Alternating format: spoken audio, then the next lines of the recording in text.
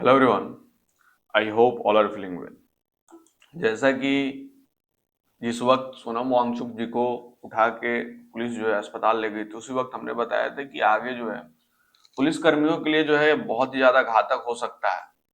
और इसके साथ ही जो है दिल्ली पुलिस के लिए तो घातक होगा ही, और सारे स्टेट पुलिस के लिए भी जो है घातक होगा। इसमें देखिए 118 जो है पुलिस कर्मी जो है घायल हो गए हैं, और स्पेशल पुलिस कमिश्नर भी चोटिल है। और हिरासत में 70 प्रदर्शनकारी हैं सीजेपी के प्रदर्शन पर। इसमें दिल्ली पुलिस जो है, पुलिस ने कहा है कि हिंसक भीड़ ने सार्वजनिक संपत्ति को भी नुकसान बहुत पहुंचाया है।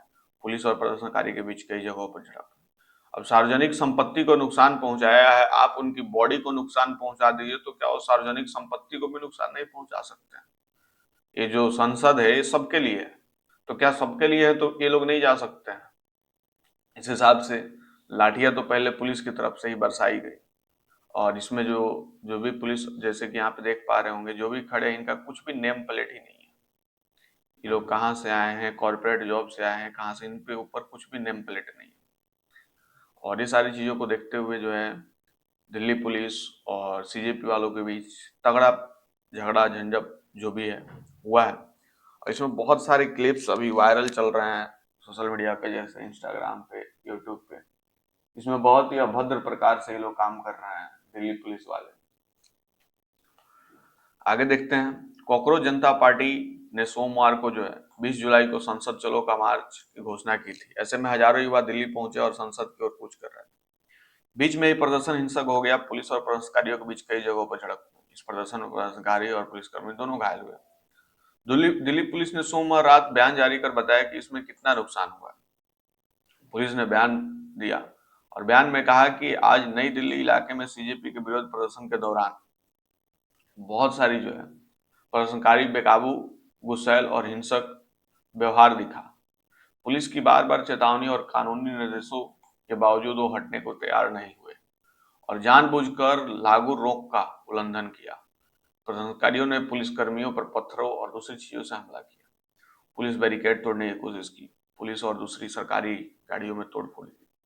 पब्लिक प्रॉपर्टी को नुकसान पहुंचाया और बड़े पैमाने पर हिंसा की, जिसमें पब्लिक ऑर्डर सुरक्षा व्यवस्था अपनी कानूनी ड्यूटी कर रहे पुलिस कर्मियों की सुरक्षा को गंभीर खतरा पैदा हो गया। पुलिस ने आगे कहा, इसके चलते 118 से ज्यादा पुलिसकर्मी जो है घायल हो गए, जिनमें special commissioner of police, joint commissioner of police, additional commissioner of police, deputy commissioner of police, additional commissioner of police और असिस्टेंट कमिश्नर ऑफ पुलिस जैसे रैंक के सीनियर अधिकारी और कई महिलाएं पुलिसकर्मी शामिल हैं। झंडप के दौरान लगभग 60 प्रदर्शनकारी के भी घायल होने की खबर है। बाकी घायल पुलिसकर्मियों को लीगल एग्जामिनेशन से एमएलसी चल रहा है। दोषियों के खिलाफ कार्रवाई करेगी दिल्ली पुलिस। पुलिस ने कहा कि हिंसक भीड़ ने सार्वजनिक संपत्ति को नुकसान पहुंचाया। उन्होंने अनुसार इस घटना के दौरान करीब 15 से 20 सरकारी गाड़ियों के साथ दूसरी सरकारी प्रॉपर्टी में भी तोड़फोड़ की। करीब 70 प्रदर्शनकारियों को हिरासत में लिया गया। शाही कानूनी कार्रवाई शुरू की जा रही है और भारतीय न्याय संहिता और दूसरे लागू कानूनों के तहत दंगा करने, सरकारी कर्मचारियों पर हमला करने, पब्लिक प्रॉपर्टी को नुकसान पहुंचाने और विरोध दौरान किए गए दूसरे अपराधों के लिए एफआईआर दर्ज की जा रही है। दिल्ली पुलिस पब्लिक ऑर्डर बनाए रखने और सभी नागरिकों को सुरक्षा पक्का करने के लिए पूरी तरह तैयार है और गैर कानूनी और हिंसक कामों में शामिल पाए जाने वाले सभी लोगों के खिलाफ कानून के मुताबिक सख्त कार्रवाई की जाएगी। तो क्या वो कानून नहीं है जिनके लिए आप सख्त कार्रवाई करेंगे? वो भी तो कानून ही है, वो भी तो नागरिक ही है। पुलिस और सीजेपी प्रदर्शनकारियों के बीच हुई झड़प में घायल हुए एक पुलिस अधिकारी ने कहा कि हम जनपद पर कैलोरीजेस होटल के सामने ड्यूटी पर थे। वहीं बड़ी संख्या में प्रदर्शनकारी जमा हो गए। अचानक दोनों तरफ से पत्थर बरसने लगे और पुलिस ने प्रदर्शनकारियों को समझाने की कोशिश की, लेकिन उन्होंने सुनने से मना कर दिया। कांस्टेबल से लेकर आईपीएस अधिकारी तक कई घायल हो गए। खासकर एक लड़की को जो है गंभीर चोटें आई।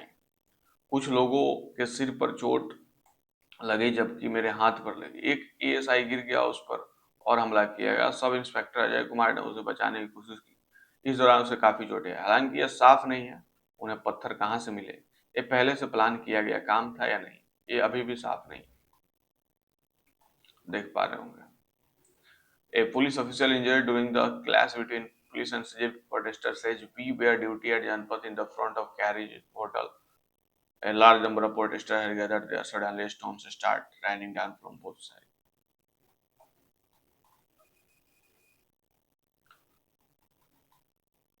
कोकरोच जनता पार्टी का प्रदर्शन जारी है। इस बीच कोकरोच जनता पार्टी का प्रतिनिधिमंडल सोमवार को केंद्रीय स्वास्थ्य मंत्री जेपी नड्डा से मिले। सीजेपी की ओर से उसके प्रवक्ता सौरभ दास और आशुतोष टंडन ने जेपी नड्डा से मुलाकात की और अपनी मांगों की सूची को उनके आगे जो है सौंपी।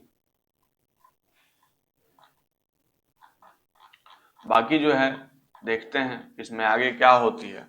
बट इन सबके बीच अगर देखा जाए तो बहुत सारे स्टूडेंट भी चोटिल हुए हैं। मतलब कि पुलिस का आंकड़ा तो निकल गया बट स्टूडेंट का आंकड़ा नहीं निकल रहा, चाहे वो महिलाएं हो, बुजुर्ग हो, बच्चे हो, सबके साथ जो है दुर्व्यवहार किया जा रहा है इस प्रोटेस्ट में।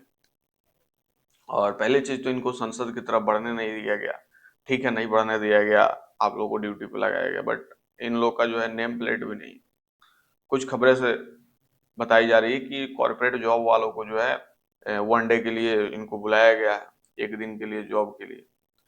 कुछ लोग कह रहे हैं कि बाहर के राज्यों से भी बुलाया गया है, दूसरे स्टेट के पुलिसों को भी बुलाया गया और इनका नेम प्लेट हटाकर।